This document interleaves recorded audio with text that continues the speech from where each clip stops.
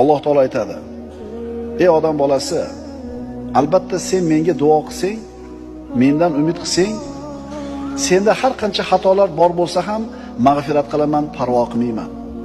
Ey odam bolasi, agar sening gunohlaring osmonga yetib qolsa, so'ng menga istig'for etsang, seni mag'firat qilaman, parvo qilmayman.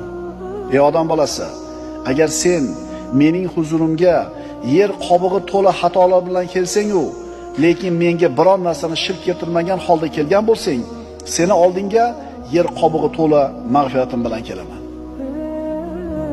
Biz shunaqa Robbimizni taniymizmi? Shunday sifatlardan xabarimiz bormi? Agar tanisak, bilsak, bizni qalblarimiz pokiza bo'lmay iloji yo'q.